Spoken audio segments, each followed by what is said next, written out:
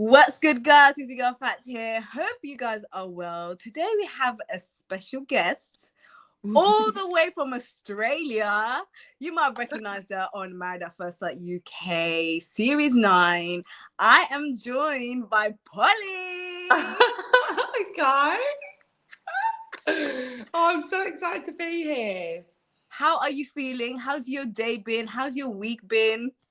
It's been really good. I started a new job last week, so that's going really well. It's just something to keep me busy, just something really casual. It's, again, there's the novelty wears off of like doing social media and going to the beach or going for a walk. And I know that sounds really it sounds just really awful to say, but it's like, I need a bit of a life. I need a bit more of a social life. So I was like, I need to work. Like, I haven't come over here and I haven't done the show expecting to never work again. But it's like, there's only so much that you can do when everyone else is around you is at work, very much like at home. And I think everyone just thinks I'm living the life of Riley when it's like, no, I'm still very much have to live a normal life, I'm afraid. It's nice to hear that you've got a new job. Congratulations as well. Thank you. But before we get into everything, first of all, can I just say, you look good. Thanks. Weight loss looks good on you. You look incredible. Thank you. Really good. Like, I feel like I'm genuinely, apart from when I was in my prime at uni, yes, I genuinely feel like the best physically and like mentally I've felt in a very, very long time. Yeah. A lot has happened ever since the show has ended. Yeah. And you moved to Australia, you took on this weight loss journey. What has the transition been like for you so far? For me, I was here. I think a lot of people don't know that I was here before the show. I was here for nearly 9 months before the show. And I said to producers, look, I want to be with someone that wants to travel. I want to be with someone that wants to come back to Australia. Like, I am coming back. Like, I need to be with someone that wants the longevity for me. I'm not staying in the UK, basically. Yeah. Like, I'm not staying. Like, I always knew that I wanted to come back. Do you know what I mean? Like, and that was kind of my deal breaker. That was a deal breaker for me. And again, come home because I was very much led to believe that this person wanted to do all of that and very much whatever. And lo and behold, was not the case. So it wasn't a waste of time because obviously I did have an amazing, albeit last 2 weeks, journey with Adam. I will never, ever say any different. Like, we did genuinely have the best time. And I think he would say that as well, apart from the last 2 weeks. And then I decided to come back for Christmas and New Year's. And something just happened. My mum was away for the weekend. I was having a chat with my sister when I was at hers for dinner. And I was like, why am I coming home? Like, why am I coming home? Like, why am I not just staying again? And then I just basically cancelled my flight home and found an apartment in Sydney. Wow. So, yeah, I was like, right. My mum walked through the door and I was like, right, I've got to tell you now, I'm not coming back. And she was like, oh, well, it took you long enough. Because everyone at home, like all of my friends and family were like, why are you still here? Like, why are you, like, but in a good way, because they knew how good I was when I was here the first time. I ended up staying at home, obviously, when the show finished filming in April, just to kind of, in a little temp job to earn back the money that I'd spent when I was in Australia the first time. Ended up going permanent. And then before I knew it, I was living the life that I wanted to leave before. And it was like, what are you doing? Like, I've got no commitments. I've got no responsibility. I've got no children. I've got no mortgage. I've got no relationship. Why the hell am I coming back after 3 weeks? So I was like, right, I'm staying. I'm going again. Bye-bye. I love the confidence. I just love it. And you know what's so interesting as well is the fact that you actually have like a traveling page where you document your traveling journey. What tips do you have for people out there to take on that journey of going solo traveling, but they're too scared to do it?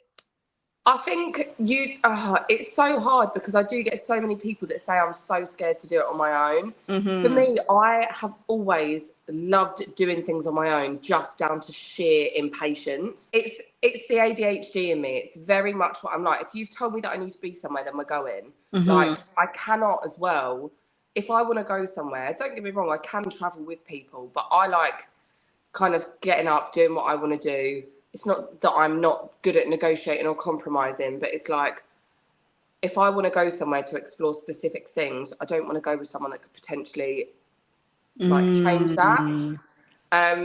You want to live it on your own terms. You want to, plan your own things on your own terms. Yeah. But I think start off with cities. I think start off with small cities, European. So Barcelona, Lisbon, kind of like places like that. Like France, maybe a few cities in Italy, somewhere small, somewhere close enough to get home. And also maybe like, because I've now done it a lot, I don't really use hostels anymore. I will if I go to, example, I don't know, Thailand or Vietnam, like somewhere like that. But Hostel World will be your best friend, because when you're on Hostel World, when you've booked something on a Hostel World, there's group chats in there, and you can literally put in there like, does anyone want to go and grab a drink? Does anyone want to go out for dinner? Or 9 times out of 10, you will see people in these restaurants, and again, it's all about confidence. I was in Lisbon on my own, and I saw a man on his own, and I was like, oh, like obviously I was sitting down. I didn't just walk past him on the street. I was like, oh, like what are you here for? Like, are you traveling? Blah blah blah. And then we ended up spending 3 hours of the evening together.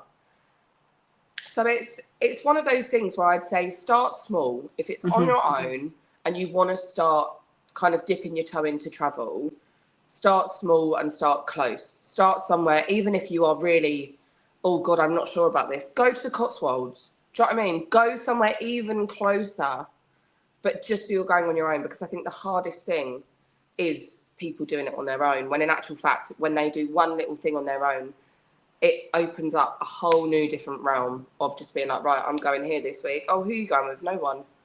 Like, people always used to say that to me, and it was like, it was so weird to people that I'd be going on my own. And it's like, you don't have to go with someone. Also, I've got more flexibility than a lot of people have. Even when I was at work in my normal job, I didn't care what time I took off. I can say that now because I'm no longer employed. Obviously, people have kids. People have annual leave. People have weekend plans. It's hard. So it's like, when I want to go, I'm not waiting. Like, I will wait to a certain extent. Don't get me wrong, if there's a girl's holiday that's waiting to be booked, so I'm not just going to be like, yeah, I'm already going. But like, if it's something small and if it's something close, then I'm like, well, I'm going. I don't need to go with anyone. I want to go. I've got the time. I've got the money, so I'm going to go. I love that. What made you want to go through that weight loss journey, and how has it changed you, like mentally, physically, and was it hard? I think for me, like, I've been a lot more honest about it now recently, and I think I've had to be, because I don't want to go down the route of misleading people. So basically, I was on Ozempic. Okay. But I wasn't for like the first month after we finished filming. So basically, obviously I'd come home from Australia, having a life here, having a job here. I come home, we went straight into filming for 3 months. When we finished filming, I had nothing to do. Do you know what I mean? Like, I'd put on a stone when we were filming as well. So I come home from Australia, I was 16 stone. And I think this is what a lot of people don't know as well, because of my shape and my height. You would never look at me and think, there's no way that you're 16 stone. Do you know what I mean? Like, I used to tell people, and they're like, oh, that's what I weigh, like my friend's boyfriend. And I'm like, yeah, I know, babe. And then I lost a stone before the wedding. So I was 15 stone. And then when we finished filming, just because of the amount of shit that we ate and drank, I was 16 stone again. So I started going to the gym, because I'd always had my gym membership. But obviously, where people, again, were at work, I was sometimes going 2, 3 times a day, because I had nothing else to do. And then, obviously, it come about these jabs that I actually got wind of from someone else on the show. I was like, oh, well, if you've tried it, because I knew about them before, but I didn't want to try it if I didn't know someone that had tried it before. Yeah. So I was like, oh, well, if you've tried it and it works, which it does, then I'll try it. And then, I'm not even joking, from the end of March to the end of April, which is when the first reunion was, I'd lost over a stone. Oh, wow. And it was, but it was because I was still going to the gym twice a day. I was drinking loads of water. I was changing how I was eating. So I didn't kind of lie about how I lost all of the weight initially. Yeah. I wasn't telling the whole truth.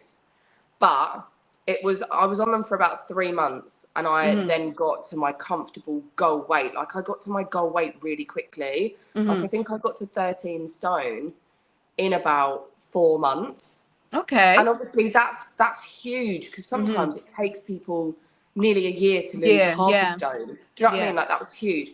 But it wasn't drastic. I never once got to the point where I looked unhealthy. I never once got to the point where I stopped eating completely. I never once got to the... And I was going to get regular checkups from the doctors as well. This is what I need people to be aware of. You do not just take them and expect everything to be fine. You need to go and get underlying blood pressure and blood tests done before, because they obviously are a jab for people that are diabetic. Do you know what I mean? Like, they are very dangerous. I've done a lot of research in it before, which is why it is so dangerous to obviously take it, and people with diabetes do get so stressed about it, because obviously we are, in a sense, taking medication that they need. So you have to be so careful. You have to be aware of the side effects and of your body and of your bloods and blood pressure before, because you could then get seriously ill. So again, I didn't just do it the quick, easy way. I was very, very careful. It was monitored. If I think I had too much 1 week, because you're supposed to do one a week, then I just wouldn't do it. I'd give myself a bit of a break. Like, I was sensible, whereas some people do it and it's very, very dangerous. But now I've got to my goal weight. I haven't been on them since before I left the UK, but like, I think my last lot of them was like November, but that's just, again, because in my head, this is where it starts to get dangerous, because I'm like, right, so because I'm going to be there for Christmas and New Year's, that means I'm going to be eating and drinking loads. So I want to lose at least another stone before I go. So if I put that on when I'm there, it doesn't matter, because I'll still be at my goal weight. That's also where it starts to get mentally dangerous. So you haven't taken any of it since being in Australia? No, I haven't taken any of it since being here. And it's so easy to get hold of it. It's so really? easy to get, mate, they love it. They fucking love it. Oh, okay. It's so easy. Oh, things are so easy to get hold of here. But I'm like, no, I've got to where I want to be. I don't need it. I'm happy. You see people on the beach as well. And this is the other thing as well. You see people on the beach and you just think, no one actually gives a shit. No one cares. No one cares what you look like. No one cares what bikini size you are. No one cares how much weight you've lost. No one cares how you've done it. No one cares if you've got cellulite. Do you know what I mean? No one cares. So I was just like, well, I'm at my goal weight. I'm on a beach every other day and I don't give a shit. If I want to eat a burger and have 5 Guinness, then I will. Because look at where I am. Look at the people around me. Look at, like, the life that we're living. Do you really think I'm going to care about putting on another stone? No. So I'm like very much back to a normal mindset now of like, right, okay, well, if I want to lose a few pounds, you can do it. Gym. Yeah, easy. Change how I'm eating. It started, circling back, it started because I had nothing to do when we finished filming. So it started just from going to the gym. Then obviously they got involved. And then that was it, really. It can be a vicious cycle, but it was nothing to do with the fact that, again, people think that he wasn't attracted to me or comments that were made online. It was because I was unemployed. Life was lifing, okay? Honestly, it was. And then it was like, oh, I bet you're his type now. I couldn't give a shit if I'm his type now.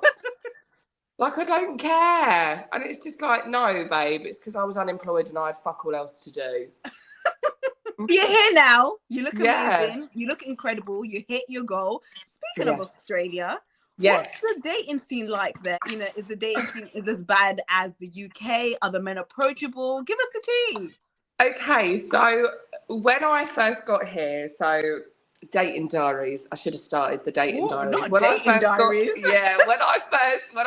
got here and I was in Perth, I had a couple of dates because I was like, well, I'm really out the way. Like, I don't know anyone. Like, I want to I need to get that passport, darling. Do you know what I mean? I wasn't messing about.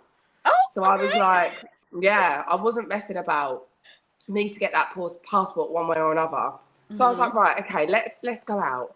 And then I went on a couple of dates and I got catfished by one, but in a really bad way. Like, I got catfished by one. Like, I walked in and I audibly gasped. And that's awful. But I was like, oh, and I knew it was him because he had such a handsome face, but I was like, oh God. So anyway, It's one of them we ones. did end up having a really good night. We went to a comedy club, but I basically ended up getting absolutely slaughtered. Like, it was bad.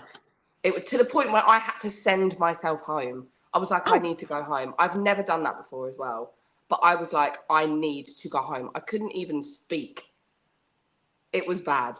Oh, wow. And then we went out with someone that I actually knew from home, who messaged me on Facebook because I actually swiped past him on Tinder because I was like, no. And then he messaged me on Facebook and was like, oh, this sounds really weird, but I've just seen you on Tinder. And I was like, what the hell? I was like, oh my God, I know your name. So straight away for me, it was comfort. So I went out with him and I really hope he doesn't watch this, but he was like really badly love bombing me, whether he knows it or not. But he was like, he was talking about kids. He was talking about taking me to Bali. He was talking about moving to Sydney, which he has now done as well. Coincidence or not. Yes. But the fact that I was talking about moving back to Sydney on said date, 2 weeks later, he was like, I'm moving back to Sydney as well, by the way. And I was like,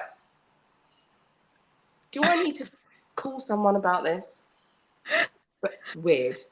And then I got to Sydney and everything changed. The night that I landed, I met a boy and yeah, it was amazing. Like, it was so good. And we were probably you actually teased us. Yeah, I did. On the gram, on the Insta Yeah, I story. did. I had a little soft launch. I gave Yeah, you all you a little. did. Yeah, I did. I gave you all a little. I gave you all a little soft launch. Oh, this is Polly's new man, guys.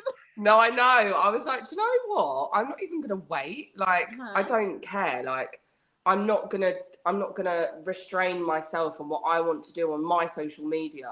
Yes. But like, to suit other people and to suit someone else. And I was like, no, do you know what?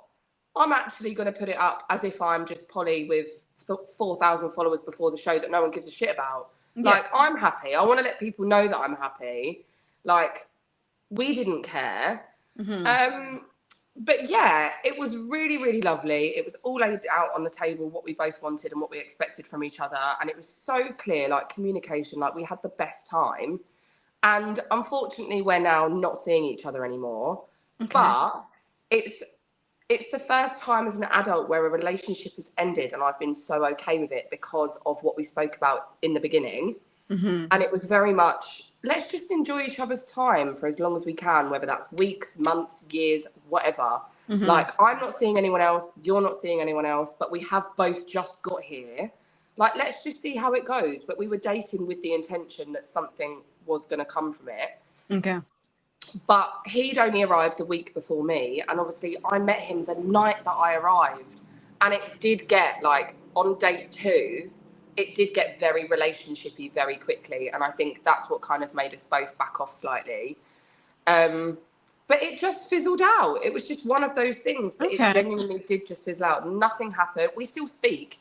There is no bad blood. Like, there is no, like, oh, he's a fucking arsehole. Like, yeah, okay, he's a bit of an arsehole, but that's just because of what I say because I'm a woman. Do you know what I mean? It was amazing. It was one of the best, although it wasn't a relationship, it was one of the best relationships with someone that I have had as an adult. And that 5 weeks that I had with him, or 6 weeks maybe, 5 or 6 weeks, that short period of time taught me that I could never say the wrong thing to the right person. He was so open with conversation and communication and my thoughts and my feelings towards things. And I was like, do you know what? This is how it's supposed to be. I had no anxiety in my stomach when I wanted to mention something to him. I had no kind of pit in my stomach or lump in my throat whenever I was going to see him. Like, my body quite literally was rejecting my ex-boyfriend. Like, before the show, when I was with my long-term partner, my body was physically rejecting him. Like, and I was like, oh my God, how am I going to approach this conversation? Because obviously I used to get so anxious about having certain conversations because I knew that they would just end in an argument. And Jake was like, it's okay. Like, it's fine. Like, it doesn't matter. Like, saying how you feel shouldn't end in an argument. It's okay. Like, we can talk about it. And he just made me feel very safe. And it was, boundaries were there. Like, he allowed me to keep my boundaries and didn't make me feel bad about them. And I'm just like, do you know what? As much as I'm gutted that it didn't work with you, I'm so glad that I've had you, because you have taught me how a healthy relationship should be going forward.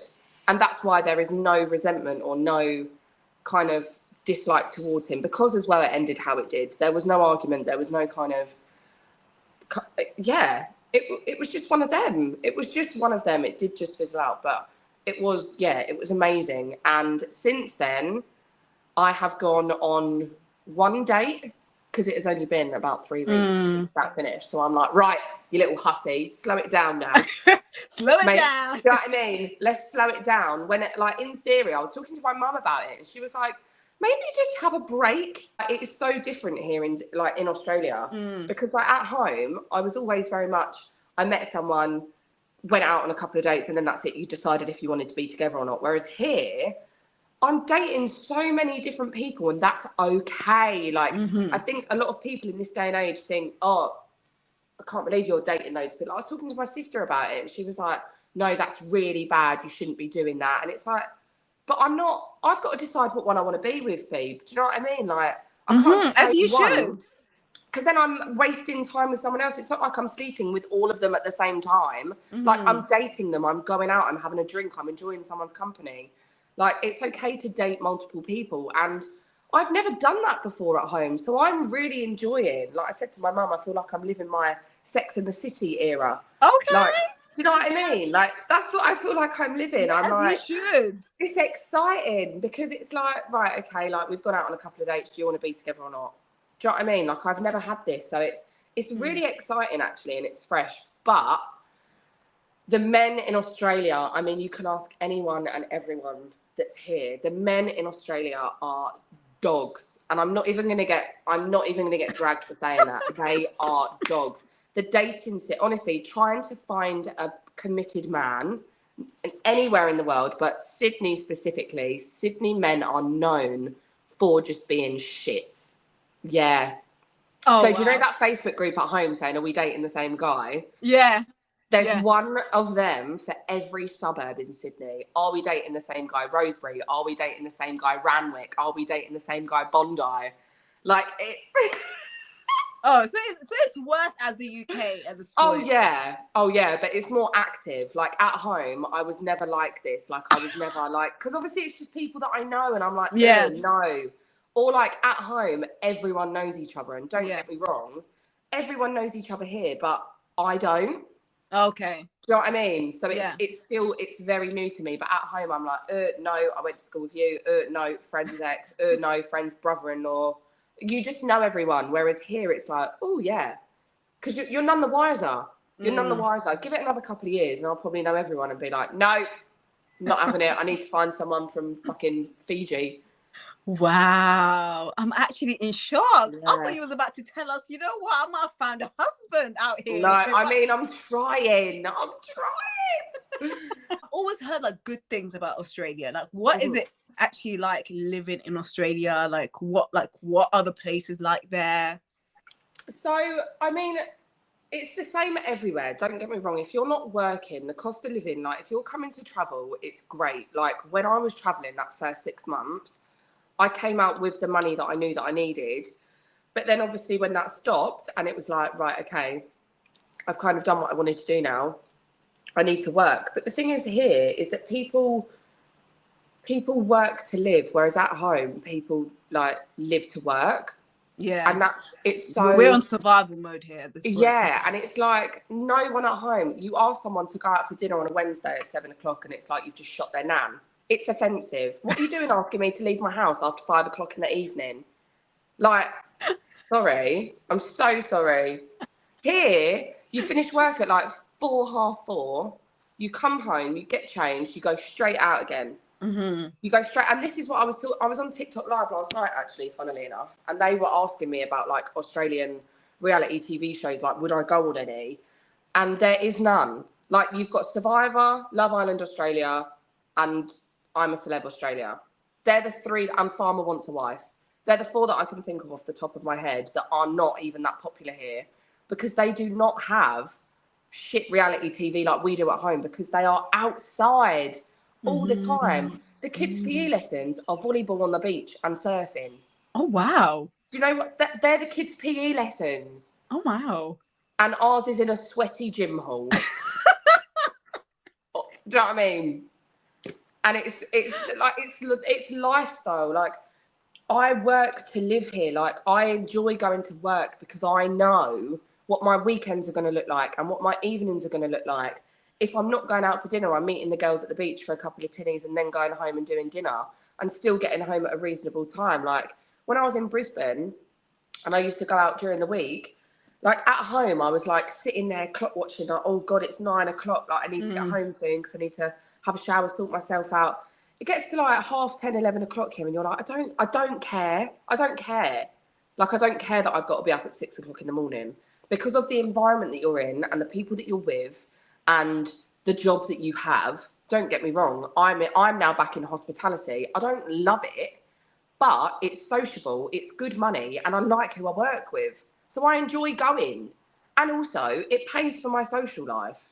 Do you know what I mean? But you're sitting there and you don't care about time. Like, time here isn't a thing. You'll get home at 1 o'clock in the morning and you genuinely do not care about waking up at 6 o'clock in the morning. Whereas at home, I was like, oh my God, I'm only going to get 7 hours of sleep instead of 9. I'm going to have the worst day tomorrow. Do you know what I mean? It's that kind of, it's the difference. And like healthcare, I think they're so far advanced in healthcare as well.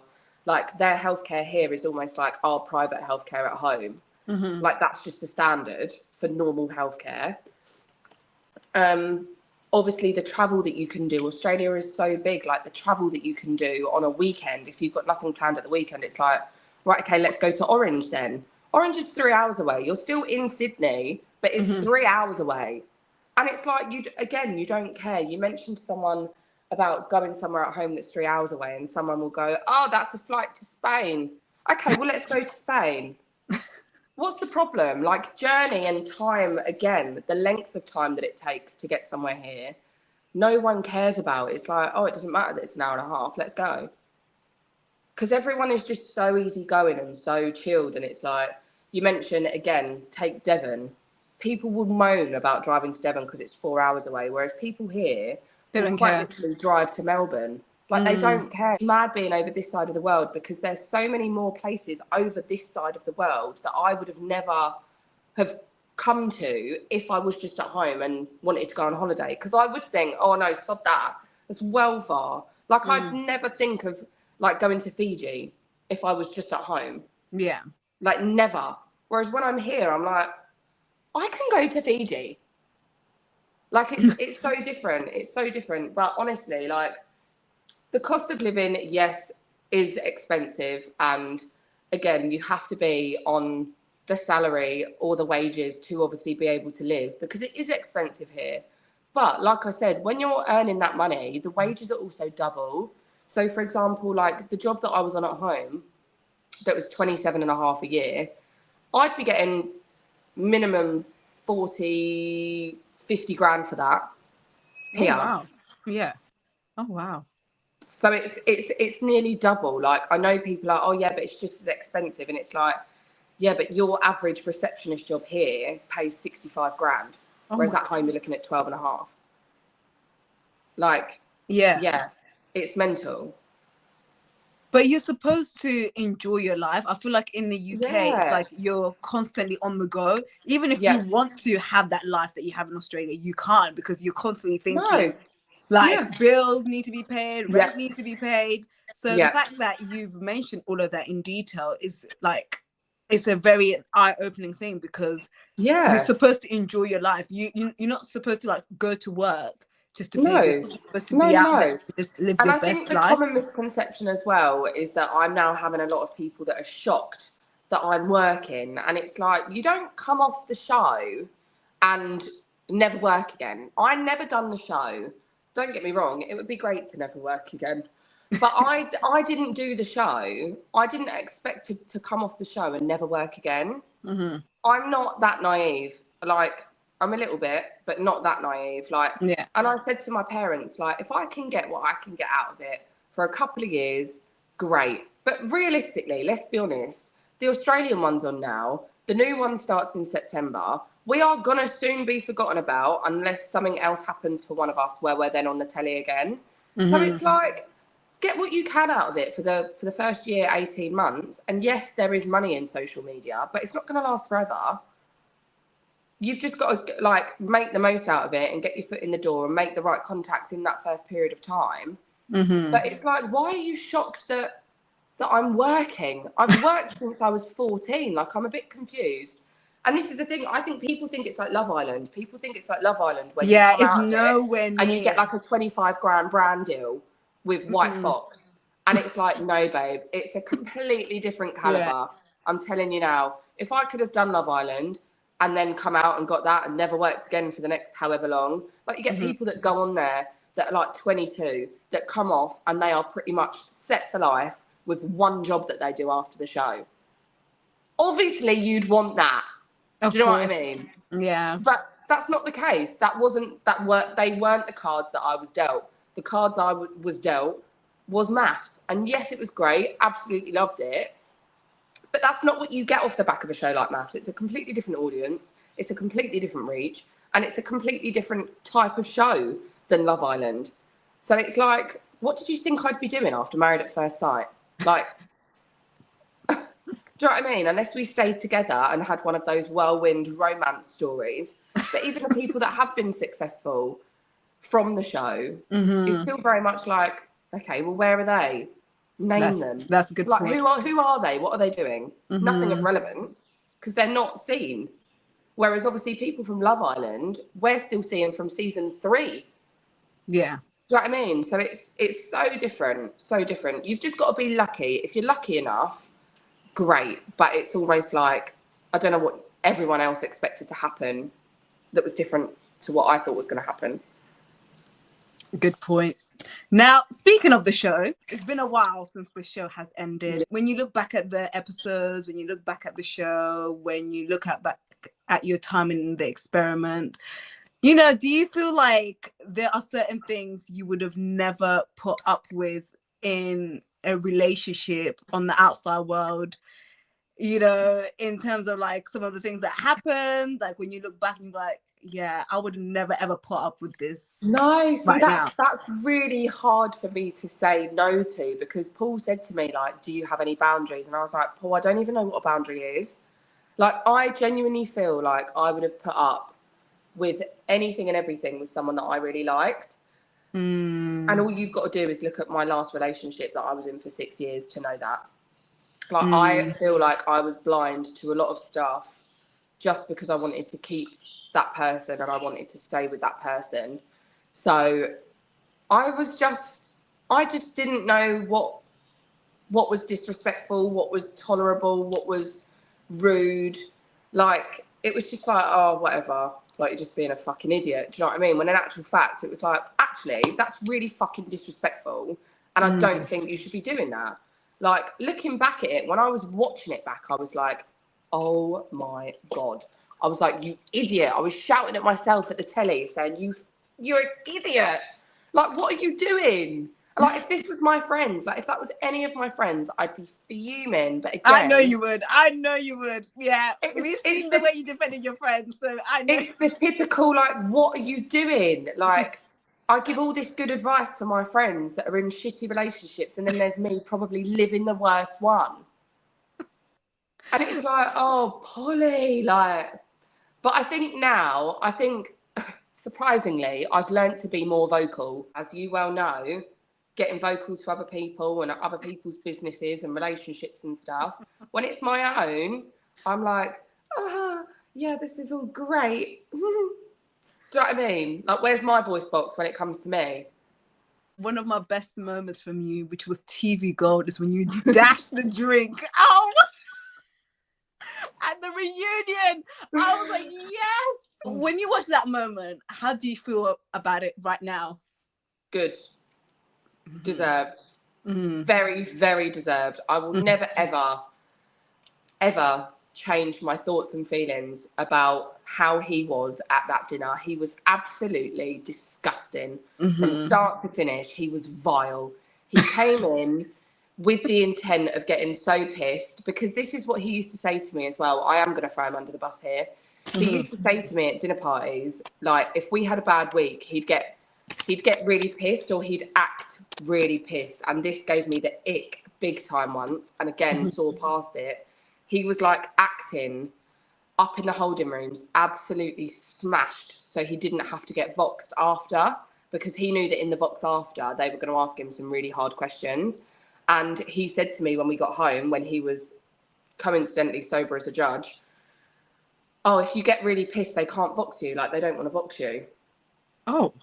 Yeah, because it's just too messy. They won't vox you if you're too pissed.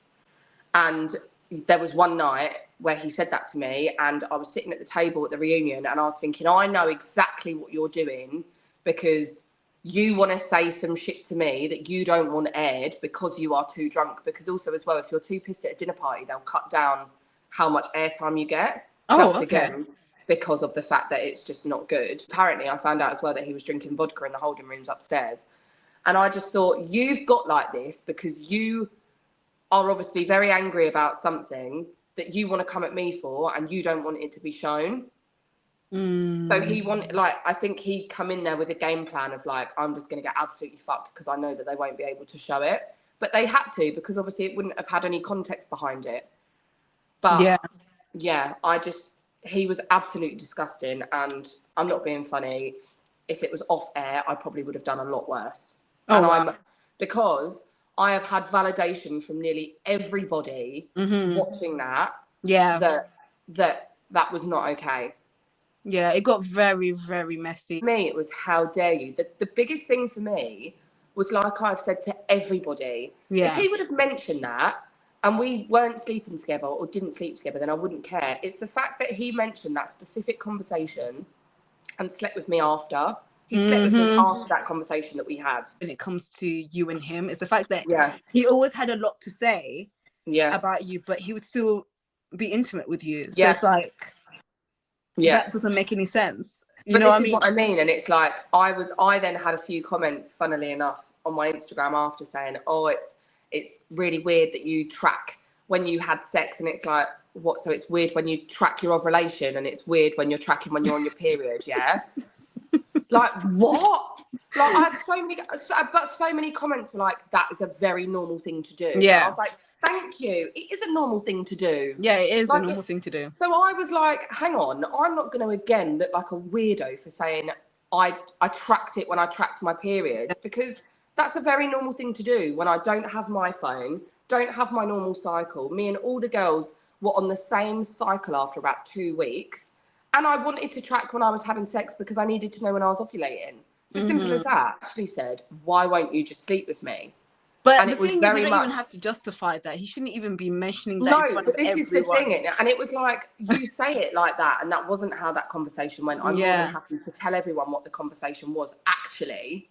Like, and then it was a case of, oh, we only had sex 3 times. And it was like, no, we didn't. Don't then make me look weird by specifying numbers when it wasn't. Like, I'm not going to, again, sit here and make myself look like a freak just to kind of defend what you're saying. And it was like, it was just really annoying. And I was just like, how dare you, for a start, bring up a private conversation, but also bring up a conversation about our sex life in front of everyone, when you've constantly said to me every week, you're throwing me under the bus, don't mention it on the sofa, don't mention it to Charlene, blah, blah, blah. And you're, but he was making a mockery out of it as well. Yeah, so. And you're quite happy to bring it up in front of everyone at the fucking dinner table. The one thing that you know has been really bugging me. I don't think so, darling. Do you think you've learned so much about yourself in the experiment, during the experiment and after the experiment, and what you expect in a relationship? Do you feel like you've learned so much about what you expect in a relationship, with like, even like learning about your attachment style and your love languages? Like, I think for me, I've learned that not everyone, again, like my mum used to say this to me, like, not everyone loves the same as you. Like, I expect people in relationships to give me what I give. Yeah.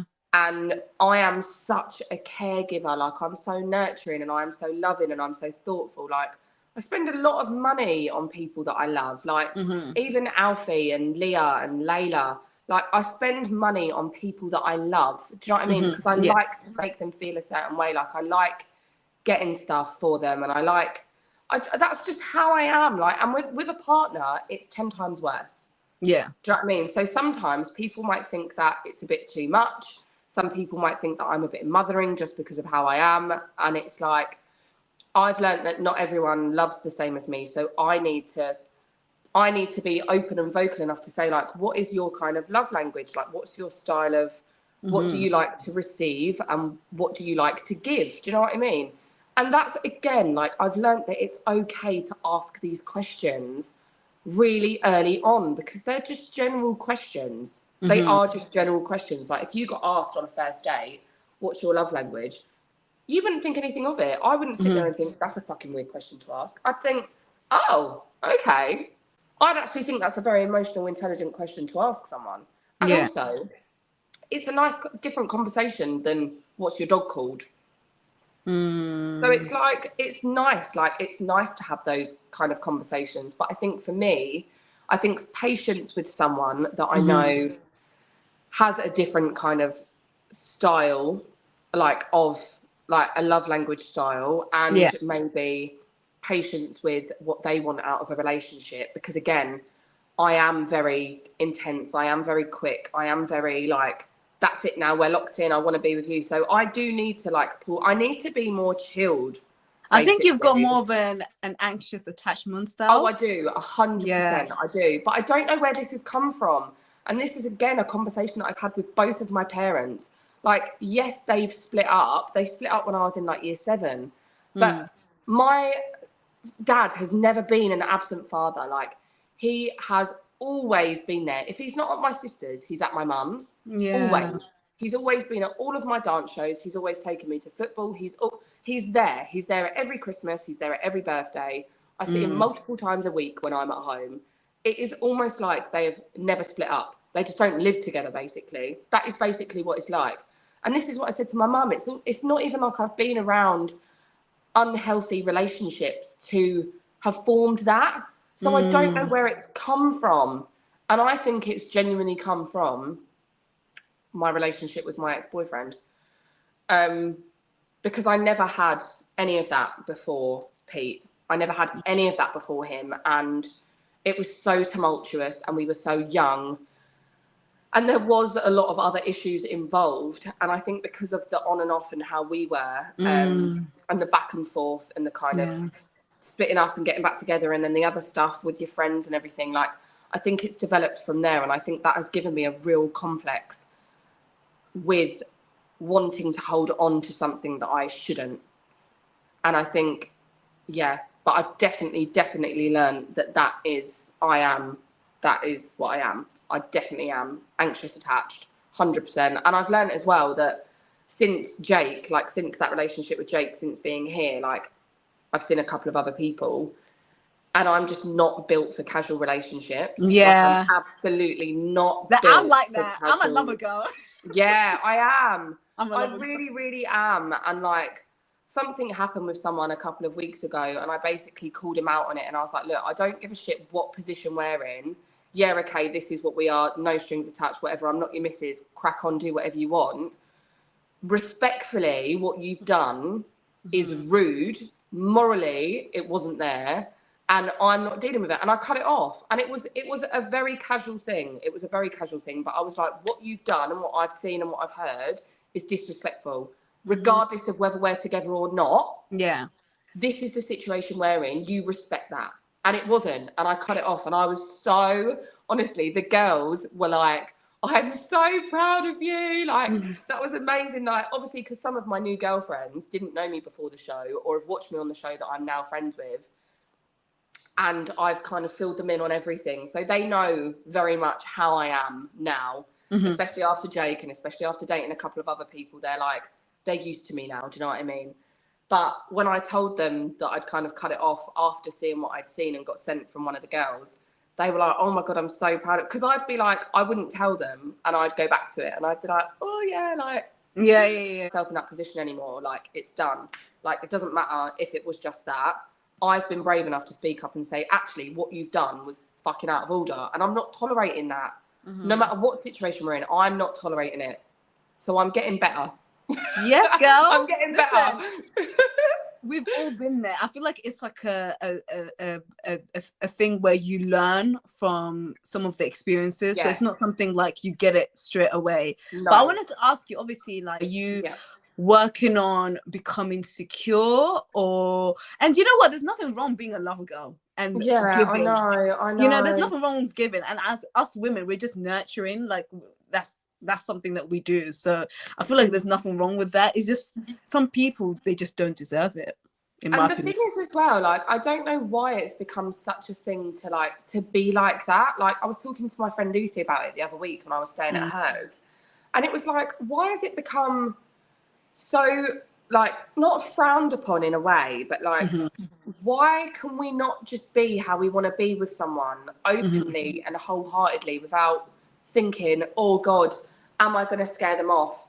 Is this too much too soon? Like, if it's the right person, they will stick around. But it's like, why do I have to change myself and change how I want to be with you just because I'm worried that you think it's going to be too much? When did this become a thing? To not even be able to fully be who you are until you kind of both semi-decide that you want to see each other, like, consistently. Like, why can I not just love you and give you what I want to give you as soon as I want to give it to you? Do you know what I mean? It's a good question. It's a good question. Like, what happened to just being your full self with someone and then being like, oh, well, do you know what? If it doesn't work, it doesn't work. But why should we have to kind of keep parts of ourselves hidden away until we then get more comfortable? Like, what is that about? Why can I not just be myself? And why can you not just accept me for who I am? And if it's too much for you, it's too much for you. Fine. Thank you for your time. It was lovely. Goodbye. And it's hard because it's like, when did we start reserving ourselves to please other people for a relationship? I've never had to do that with any of my friends. I've never ever had to kind of reserve certain parts of me with any of my friends that I've got. I've shown up and I've been myself, and they have taken me and loved me. And it's like, why is that not the same for relationships then? Because my friends are genuinely my platonic soulmates. Like, I love all of them dearly. And it's like, why can I not be accepted like that from a man? I think for some men, it's like they probably, not making excuses, but I feel like some men probably don't know how to accept that. They don't know how to accept it just because of, like, some of the things that they've been through. And some men, they just, I don't know, they find it so hard to be open and let their guard down and be vulnerable, because it's basically, it's like you're taking away their independence. Oh, 100%. And I think for them as well, it's like masculinity. They think they have to be a certain way as a man. And it's like, you don't, babe. Let down your walls. Just be a little baby with me. Do you know what I mean? Like, it's fine. You can giggle. Like, you know what I mean? Like, it's fine. But yeah, no, I do know what you mean. I know what you mean. And I think, again, coming back to MAFS, perfect example of that at the moment. I know that I'm a bit ahead of you because obviously it aired here, like, first. But the perfect example of that is Dave and Jamie on here at the moment. I won't give too much away. I don't want to spoil it, but that is pretty much what's going on at the moment. And it's like, you know what? Like, when you watch the homestays and you see his dad, you get it. Everything over the last week that's happened with them makes so much sense. And it's like, right, I get it now. Do you know what I mean? I get it. Because it's learned behaviour. It's not taught behaviour, it's learned behaviour that he's picked up and he thinks that he's got to do. And it's like, well, actually, I can't do that if I want to basically stay with someone. But you think, oh my God, this makes so much more sense. Mention about, you know, new girlfriends and making new friends. And of course, obviously, when you were on the show and in the experiment, you know, It seemed like you formed a close friendship with a lot of the girls. Yeah. You guys bonded in the experiment. But since the show has ended, Yeah. there's been like a shift on the dynamic. And I just wanted to ask, like, what's the dynamic like right now? Are you guys still friends? Who are you in touch with on the show? So I basically, and again, it's okay because I have spoke to Holly and Amy about this, so I don't care about voicing this because, again, we're in a good enough place for me to be able to mention it and them not care. I wanted to remove myself because I was not a mean girl. I was being perceived as a very, very horrible person because of the group that I was in, and I needed to remove myself from that because it was not doing me any favours. And that is not me saying that they are mean girls. That is how it was perceived on the show, and I needed to get out of that because of the fact of how we were projected as a group after the show. We were seen as like a mean girl clique, and I was like, this is not good for my brand. I need to get out of it. I need to remove myself. Also, as well, I was being taken advantage of as a friend, and I've spoke to Holly about this more than Amy, just because I fell out with Amy. I haven't spoke to Amy for months. That completely different story, and I think everyone knows why I fell out with Amy, so that doesn't need to be rehashed.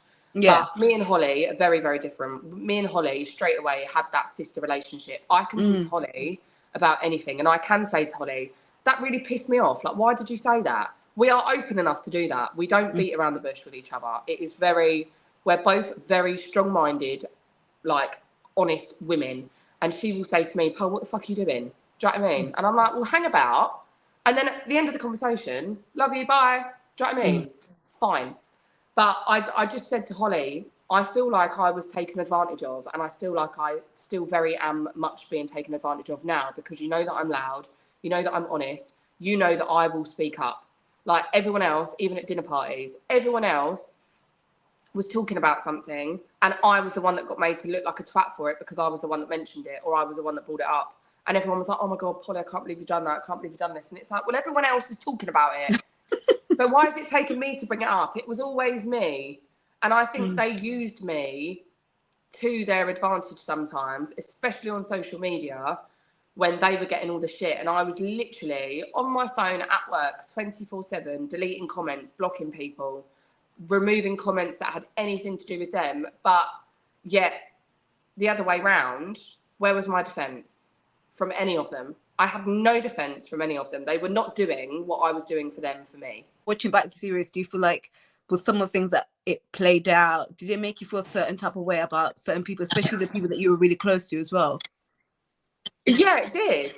Yeah, it did. Because I was like, well, hang on, why is it always coming back on me? Like, it's funny that the conversations that we have in the apartments are all of us saying this, and then I'm the one that's made to look like I've just pulled it out my ass. Like, so that's what annoyed me. But also as well, it was very much a case of after the show had finished, it was like, well, why are you not deleting stuff about me? Why are you sharing stuff about me? Why are you not doing what I'm doing for you? And it was like, no, fuck this. Like, this is a joke. I'm doing this for people that I've known respectfully for 4 months. Like, no. I am losing my friends and losing contact with my friends and seeing my friends less because I was just so involved with what was going on, with trying to keep these friendships with people from the show. And I just thought, what the hell am I doing? Like, I can't keep doing this. Like, I need to realise that I'm loved and cherished by my friends and don't get taken advantage of when I'm in a weaker space. And now, just because I've got a platform and I've got a voice, people were using that in a case of like, oh no, it's fine, Polly will sort it, Polly will deal with it, Polly will delete it, I'll ask Polly to do it because Polly will do it. And it's like, I just felt really taken advantage of. And me and Holly still speak, but just not as much. We are still very much friends, but it's very much a case of like, well, check in every other week. Or like if I'm on a TikTok live, she'll pop up and she'll have a chat and she'll say love you, and then she'll give me a text on WhatsApp. Do you know what I mean? It's very much that kind of thing. But I speak to Charlie, I speak to Emma, speak to Holly, I speak to Stephen, speak to Casper every now and again, Kieran, when he answers the bloody phone. I've never known someone that's so busy. Honestly, that boy. It's weird because I speak to the people that I didn't really speak to on the show now more after. Okay. Like Rochelle checks in every now and again, but it's weird because I speak to the people that I didn't really speak to on the show more now. But I wouldn't really say none of us are not friends. Like, I wouldn't say no one Just is not not as friends close. with anyone.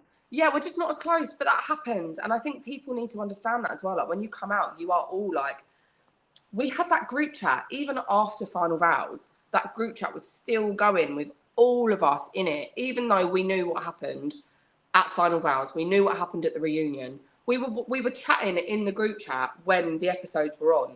Yeah. Like, things didn't start really happening with people round about probably until towards the end of last year. Oh. Yeah. Okay. Towards the end of last year is when things started to kind of happen. I think before the Channel 4 press party, I can't even remember when me and Amy had that falling out, but that was in November. I want to say it was in like September, October time. It was only a couple of weeks before. It was only a couple of weeks before. But again, that's because I didn't jump to a defence and I made a comment about something on a TikTok that she then ran and jumped with, and I just thought, you've just taken that, so that's your way out. Do you know what I mean? Do you know when someone takes something and it's like, that was obviously your out. You've wanted that as an out. Do you know what I mean? So I'm quite happy with that. But yeah, apart from that, we just don't really speak. Like, I spoke to Nathan the other week, had a little catch up with him. Lacey, I haven't really spoke to in a couple of weeks, but again, nothing's really happened. We're just not as close. Like, everyone's gone back to their normal lives. Like, it's very easy to get consumed with everyone and what everyone's doing.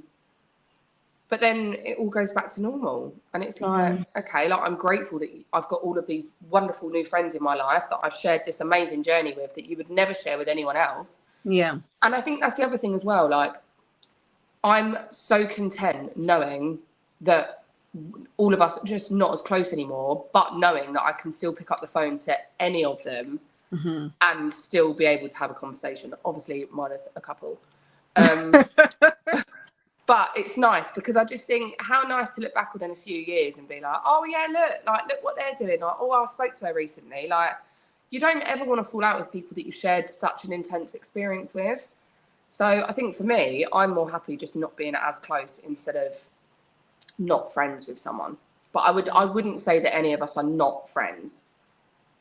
Now, I did watch the second reunion, right? And I was hoping to see your face. You know, you're glowing up, you're looking good. And then I'm watching the reunion and then you don't show up to the reunion. What happened? So I was gonna go, literally up until 2 days before I was gonna go. And I was in Centre Parks with the girls and Alfie that was booked the year before, because we go every year as a family. So we started going skiing, and then obviously all the cousins started having kids. So then we started UK holidays every year. But the one before, my cousin was pregnant. So we were like, oh, let's just give it a miss. But me and Alfie were like, well, why don't we still do it, like, with the girls? So literally, as soon as we get home every year, you book the one for the year after, because you basically get a massive discount if you book it within a week that you get home. Nice. So that's why we were like, let's just book it. Like, let's put it in a group chat, see who wants to go. So it was already booked. It was booked. Like, we went to Centre Parks, I think, after I got home from Australia. Then Centre Parks was in the middle of November. So we booked it after I got home. So that was that week. And then obviously I found out that the reunion, we got the dates for the reunion 3 weeks before. So I was like, well, I'm away. I'm away that weekend, straight up, like, I'm away, like, from the Monday to Friday. And the reunion, they wanted us from the Thursday to the Saturday, or the Thursday to the Sunday morning, or Friday to Sunday morning, depending on how far away you were. And I was like, oh, okay, like, yeah, no, I'm going to go. So I had in my head, like, right, okay, like, I'm going to go to Centre Parks, and then I'm going to leave on the Wednesday, because I was talking to, like, welfare and production about how I could kind of do it. And it was in Eastbourne. So I would have had to have come home from Elvedon, which is in Surrey, come home, unpack, repack, and then make my way to Eastbourne. Yeah. And I was like, oh, it's a bit of a fucking trek, but I was still willing still willing to do it. I was like, yeah, no, it doesn't matter. Yeah. And then the more I thought about it, I had a dress and everything as well, by the way. Like, I fully intended on going. Like, I had everything sorted, like everything. And then something happened while I was away, and I think the week that I was away was the week of Final Vows, when Final Vows was on the telly. That was the week that I was away, and I was just not present the whole time, like, because obviously I knew that it was on, so I was even making them watch MAFS in the evening. I was like, no, we need to go out for dinner at 7 because we need to be home for 9, because obviously we were still watching it as you were, like. And it was Final Vows, like, it was important. Like, I needed to know what was going on. Like, I didn't want to miss it and then watch it on catch up. Like, there were some episodes when I was at home and I was like, oh, I'm not really fussed if I, like, missed that one. But I was like, this is Final Vows. Like, yeah, I'm not missing this. Especially because I knew what happened at mine and Adam's Final Vows and I didn't know what the edit was going to be. And I was just, honestly, I was on my phone that much that I was walking into people. Ooh. That's how much I was walking. I was like this. And Alfie was like, move out the way. Or like, Alfie was like guiding me.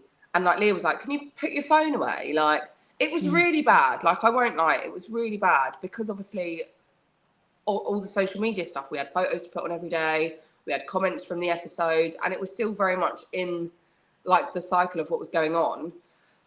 And there was one morning, I think it was the Wednesday morning, where I was supposed to be coming home that night, and I just fucking cried my eyes out to Alfie and Leah, and I was like, I don't know, like, I'm just miserable. Like, I'm just so miserable. Like, I don't feel like I've enjoyed this time with you.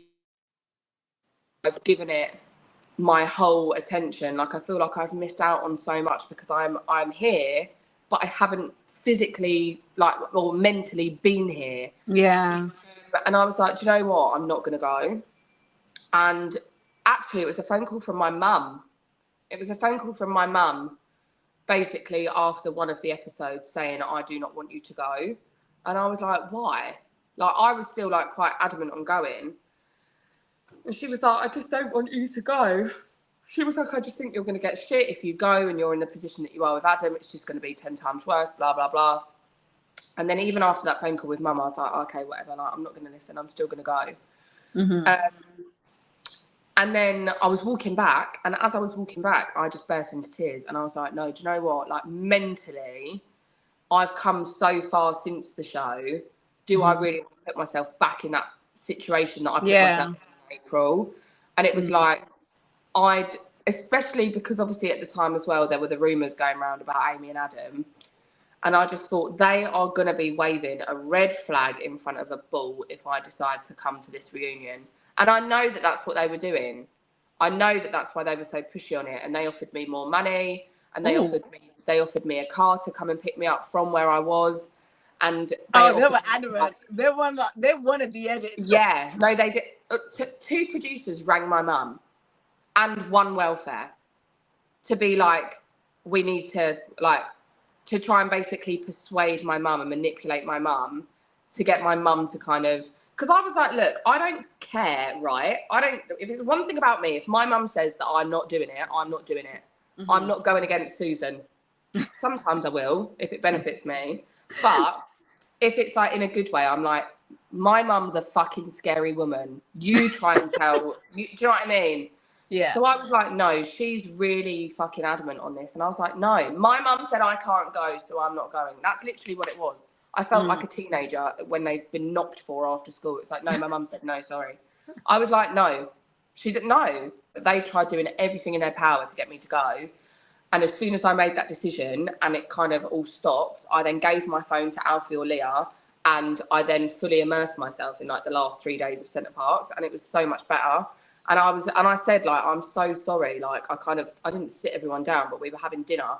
And I was like, I just want to say, like, I'm really sorry for, like, how I've been this week. Like, I know that I haven't really been here, and I know that I've been glued to my fucking phone. And I'm really sorry if I've made it a shit time for obviously you lot, because it's your first time coming to something like this, like as a, like in a group of friends. And they were like, it's fine, like we get it, but like I'm glad that you're staying, because obviously fucking I think Alfie and Leah cried when I told them that I was staying for the week and I wasn't going home, because they were like, I'm so glad because you wasn't really here and now you're staying. Mm-hmm. And yeah, me and Leah had like a little, she was one of my bridesmaids, we had like a little cry and a cuddle in bed that night as well. And she was like, I'm so glad that you've stayed. Like, I'm so glad that you didn't go. Yeah. And watching it back, because I did watch it, I said I wasn't gonna, but I did get my friend's VPN. And it was fucking boring. What a waste of my life that I'm not gonna get back. It was so boring. I was like, is anything gonna Which one was the boring part? Lacey and Nathan, Amy and Adam, Kieran and Christina, Erica. Why was Erica and Ella there for a start? Boring. Tell me about it. Boring. Go away. You weren't even on our season. The only reason why they were there is because they had to fill seats, because so many of us didn't go. Yeah. This is what I mean. Watching it, I was like, that's why they wanted me to go. Yeah. And that's so true, Ben. Why they wanted me to go was for pure entertainment for the night. Because let's be honest, that episode would have been me calling everyone out. Mm-hmm. And it would have been. Yeah. Speaking of friendships, and you spoke about Alfie. Alfie was literally in your corner when it came to your time in the experiment. Yeah. How important is it to have a great support system when you are in the experiment of Married at First Sight? Oh my God, huge. But it's hard because you don't have that. You don't have your support system, which is another reason why I acted how I did in certain situations, because I didn't have my normal support system around me to give me that advice, to take me away, to kind of have a word with me, to be like, what are you playing at? Do you know what I mean? You don't have that. And it is so important to have that, but you don't. And I think that's, again, what a lot of people don't understand. And it's like, do you really think I would have acted like that if I had any kind of input from my friends and family? Probably not. It's because I was alone. I was with my own thoughts. I didn't have anyone telling me about my behaviour or anyone kind of pulling me up on anything, because they didn't know about it. Do you know what I mean? Where you don't have that when you're in there, it's not until, again, you watch it back and you just think, oh my God, if someone was with me, they would have been like, oi, watch your mouth, or rein it in a little bit, or calm down. Or like, do you really think or like you would have had a chat when you got home that evening and said, right, okay, next time when you go into it, blah, blah, blah. You don't have that. You've got other people that are in there that are just as delusional as you, giving each other, it's like the blind leading the blind. We're all as delusional as each other when we're in there. And then you've got advice flying about left, right and centre. It's not exactly going to be the best, is it? Yeah. Do you know what I mean? But when he was there, I just love the fact that Alfie is the kind of person who does not hold back. Oh no, he don't never. care. Like, and Never. I just love that, because I feel like out of everyone, you literally, his thoughts, his opinions mattered the most. And I just love your friendships between you. Like, I just love the dynamic between you, because he was not lying, or he wasn't playing when he was like expressing how he felt about your marriage with Adam. So like, it was just very interesting, and I just love like how vulnerable you were when you were around him, because I feel because he hadn't even seen any of it, but it's because he knew how I was acting with him. He knew that I was concealing behaviour from him. He knew that I was, because he's seen me do it before. So he was like, Polly, cut the shit. Even when we were in the garage when Adam was being voxed, even Tristan told my mum after homestays that he heard Adam say to me in our mics, because we were mic'd up in the van before we then walked in the house. Adam said to me, let's just sugarcoat like some of the arguments. Like, don't tell your mum about like what's been going on, because obviously I don't want to bring it up on homestays and it's just not going to be good for us. Tristan heard him say that to me. Yeah. So that's the extent that it was. He said that in the van before we even went in. Let's just like, don't mention anything about whatever. And Alfie saw fucking straight through it. Oh, Alfie straight through it.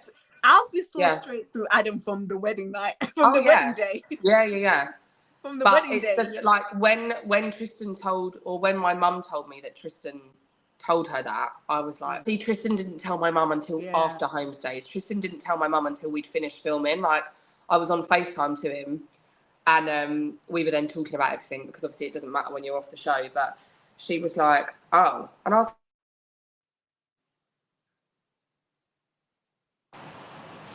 How does Alfie feel about the whole experiment now, you guys watching it back? I mean, it was just a whirlwind, wasn't it? Like, it was just one of those things that hopefully I'll never have to put him through again, unless I make some kind of manic decision for another show. But it was, I mean, yeah, I'm just glad that I had who I had with me, like, for the journey. Like, yeah. And he knows me well enough to, like, support whatever I do, no matter how crazy or stupid. Like, he will support me no matter what, like, on national television or not. Do you know what I mean? What has been your best highlights and your moments of maybe I should have handled things a lot differently on the show? Do you know what? The one that sticks with me the most is the whole Charlie thing. Like, I really, really wish that I kind of went about that conversation differently. Yeah. Because I went into that conversation knowing what I wanted to get at, but going in a really different way. And I think that's what made it 10 times worse, because I did go over all like, oh, Pally, you're a bully. Do you know what I mean? Yeah. So I think I should have maybe heard her out a bit more first. But I think apart from that, no.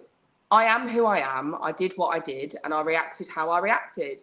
And I reacted how I reacted, as anyone else would, in the heat of the moment, with heightened emotions, and with underlying anger from certain situations that weren't resolved. I mean, yeah, okay, maybe I could have gone about things in a different way, but I personally don't really regret anything, in a way, because I think even watching it back has made me realise now how to go about things differently. So yes, as much as I kind of regret, in a sense, what happened when it happened, I don't, because watching it, that is what's made me realise that I need to, like, the behaviour that I need to correct. So in a way, I'm glad that I've watched myself like that, because there are so many situations that I've handled differently since. Do you know what I mean? Yeah. So it's like, if I didn't act like that, I wouldn't have any behaviour to correct. And there has been so much that I've gone about differently since watching the show, because I know what the outcome could be. Yeah. So what's been like your best highlights on the show? I'm sure you've had a few. So, I don't, like, all of it. Like, it was so good. Like, from the show specifically, or after? Yeah, from the show. I think one of the highlights for me was partner swap week, to be honest, because again, I think Nathan's ADHD got picked up a lot more than mine.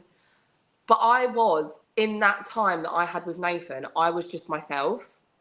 Like, I was just myself. And like we were talking about in relationships, like, there was nothing, I didn't have to impress Nathan. I didn't give a shit. I wasn't there to flirt with him. I wasn't there to be with him. There was nothing. I was just myself. And that 3 days, I was just like, oh my God is just completely down. Like, I've just been silly. And then I do genuinely think one of the highlights for me was the honeymoon. Like, we had the best time. You did mention that. I know that obviously Lacey and Nathan had a great time. I know that Kieran and Christina had a great time. But like, we genuinely, bearing in mind that we lost our luggage, right? Yeah. We lost our luggage. Okay, let's not forget that either. We genuinely had the best time. Like, we really did. And I will never, ever look back at those good memories that we had with tainted kind of views, because we were best friends for like the first 4 or 5 weeks. We did really get along. Like, we really had those foundations. But like, yeah, I think for me, that honeymoon was, I mean, although it was hard in some bits, it was amazing. We really did have the best time. So if you had the opportunity to do Married at First Sight again, would you take on that opportunity, but this time go on Married at First Sight Australia? I mean, I'd do it again, yeah. Yeah. I would do it again. What's his called? Billy, he's from the UK as well, so... Mate, Billy's also in Perth, and do you know what wound me up about that is the fact that I was obviously in Perth for that first month of me getting here, and I was like, right, get me back to Perth. I need a bit of Billy. Honestly, he's fit. He is so fine, but I didn't like fit. the massage that he gave to Sierra though. No, but then I just thought that's just because you're not into her anymore. Do you know what I mean? Like, if you were into someone, you don't fuck about like that. Like, I just thought that it's dead. It's gone. Like, the romance isn't there anymore. So have you been watching the new series of Married at First Sight Australia? Yeah, and who babe. are you I'm rooting all up for? to date. Who's caught your attention? Do you know what? I really like Billy. I like Dave. Dave's hot. I think the rest of them are shits. Like, What this about Paul? season. You like Karina? No. Feminist Italian princess? No, you're not feeling Babe. them? No. You. This is what I mean, though. Just, I'm 2 weeks ahead of you. Don't forget. No, but don't get me wrong. I love Jamie. That's I my know. girl. I love Jamie. She's an absolute icon. And when I don't know how far in you are at home, but like, she says something similar to what I've said, which is like, when I'm using my voice to benefit you, it's fine. But where's someone's voice for me? And I was like, honey, like, that hit me in the chest. I was like, wow. Like, that really resonated with me when she said that. I was like, I think she's misunderstood as well. Yeah. And don't get me wrong, she gets called out for it. She does get called out for it by one of the experts, as I did. She does. Yeah. But I thought, no, fucking fair play. Like, it's all right when it benefits you, but then when it's on me, where's my voice? All of you are sitting there with nothing to say. So what's next for Polly? Well, do you know what are you working on? I don't actually know. Nothing at the moment. There's nothing at the moment. But I do really hope. I mean, I've got a few exciting meetings coming up. Okay. And I do really hope that you will see me on your screens again sometime soon. Because that is very much kind of the world that I want to stay in now. And I am up for anything. I'll take anything on. I think now I've done this one and I've kind of got it out the way. I know what to expect. But I would absolutely love to do more TV. Not even specifically in dating. Like, I'd love to do like a hosting or presenting segment on something. Like, I'd love to maybe do like a bit of a column. Like, just little bits like that. But I think it always takes a few months after the show's finished to kind of, like, people are probably still having discussions about who they want on the next season of something. So I've just got to keep manifesting that something's going to come up. I've always said the one show that I really want, it's going to sound so silly, the one show that I really want and I could get knocked down by a bus when it's finished and die a happy woman is Dancing on Ice. Would you do Dancing on Ice? Yeah. I thought you was going to say Celebrity Big Brother or something. No. If you said to me, Paul, if you could do any show and get through to the end just so I had the full experience, what would it be? Dancing on Ice. What about Strictly Come Dancing? I do like Strictly. I do. I would do it. That Strictly would be absolutely amazing. Yeah. But I think for me, I'm just adrenaline. So the Dancing on Ice kind of thing I would just absolutely love it. And I love ice skating. And I also love the thought of being flung around on ice just because it's dangerous. Do you know what I mean? And now I'm 4 stone lighter, I can be lifted. I'd absolutely love it. We're putting it out there. You never know. We might see you next year. I need to do a vision board. Me and my friend Nell, we were talking last night and last week. I need to find someone with a printer, basically. I need to stick on my wardrobe like a vision board of stuff and things that I'm manifesting for this year and early next year. You should go to the library. Because I've got my goals, but I want them visually so I can see them every day, so I know what I'm working towards every day. You should do you have a Canva on your phone, the Canva app? No, but I think I do. I just need to re-download it. You can just download it and make it on your phone. Yeah. Or you could just go to the library and print it. I didn't even think about a library. Yeah, good shout. But yeah, no, I need to get my vision board up because there's a lot on there. There's a lot on there that I want, and I need to start speaking it into existence and start seeing it visually every day. So I'm like, right, come on. So, of course, we spoke about your solo traveling at the beginning of the interview. And obviously, you've been through this experience of moving abroad. Yeah. What tips do you have for anyone that wants to move abroad, but they're too scared? I know you mentioned your journey, the ups and downs, the highs and lows on your TikTok, but I got to ask you right now, what tips do you have for anyone that wants to move abroad, but is too scared to do it? I just think research where you want to go. Like, if there's a few places, you need to genuinely write down a list of pros and cons in each place that you want to go, why you want to live there, why you want to travel there, how much money you're going to need, like what the accommodation's like. You also need to look at the areas, specific areas. You can't just say like, oh yeah, I'm going to Portugal. Okay, where? Like, you need to look at specifics. You also need to have a look at visas if you need a travel visa. Maybe not Europe, but a lot of people ask me about like doing a breakdown video of how I got out here, what I need, the amount of money that you need. Like, again, even going to Bali, like on a holiday, like I didn't know that you even had to get a visa for Bali, but you do.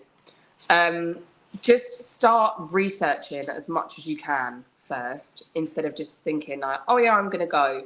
You need to research, you need to think why, you need to have a look at what's there as well. Because obviously if there's not a lot there, you'll do it all in a week and then it's like, right, okay, what am I doing for the next 18 months then? Do you know what I mean? You need to make sure that you've also, like, is there going to be a source of income, or are you just going to be solely based off of savings? If so, then again, you need to work out how long you want to be going for, how much accommodation and all that's going to be, before you then can work out a time period of how long you want to be there. Like, a lot goes into it if you're thinking of moving somewhere, whereas solo traveling is a bit different because you'll only have a few days or a weekend. Do you know what I mean? But actually moving abroad itself, I mean, don't get me wrong, it was quite literally as easy as packing my bags and up and leaving, because I have family here. Like, when I was in Brisbane, I was coming to family. Like, I was very lucky in that sense. Whereas if I didn't have that family in Brisbane, it would have been a completely different ballgame. I wouldn't have had a fucking clue what to do. So I was quite lucky that I could literally be like, yeah, I'm going, bye.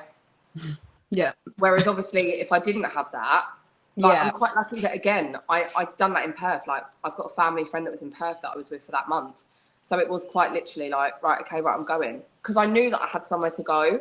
So it's always easier. It's always easier if you know that you've got somewhere to go. Whereas obviously if you don't, you're looking at thousands of pounds on accommodation alone if you're looking at being somewhere for a good few weeks before you even find somewhere to live. So does that mean that there's no chance of you coming back to the UK? Are you permanently in Australia now? Yeah, I'm here for as long as I can be. There is no want or reason for me to be coming home anytime soon. Like, absolutely none. And I come over here before the show. That year that the year that I was here, that 2023, I come over here with every intent to stay. Like, maths wasn't a thing for me when I first came here. Like, I got approached for the show when I was halfway through my regional work. If I knew that I was going to come home for something like that, I wouldn't have bothered working on a farm and washing veg. Do you know what I mean? Like, but you had to do that in order to get your second visa. So, like, it was never a thing for me. So, like, I always intended, and that's why I said to you at the beginning, like, I want someone that's open to doing that, because I know that this is where I want to be. So I will be here for as long as I can. I will use every visa that I can. I will kind of take every job that I can. I will stay with my friends for as long as I can if I need to, until I am back in the UK. If I'm back in the UK, if I move back to the UK, I either can't get any more visas, or I've come home because something drastic has happened. Like, just know that when that happens, it was not my choice. Like, really, like, I would not come home by choice. Like, there's no way that I'd be like, oh yeah, I think I'm going to go home in a few months. For what? So just know that when and if I do ever end up back in the UK, there is a very, very good reason behind it. I love that. Well, I want to say thank you so much, Polly, for coming to my platform, taking time out of your schedule to have a conversation with me today. Thank you so much for having me. I've been looking forward to speaking to you so much, honestly. And I'm so glad we finally have. No, honestly, it means so much. And also, I do appreciate you being open, being vulnerable.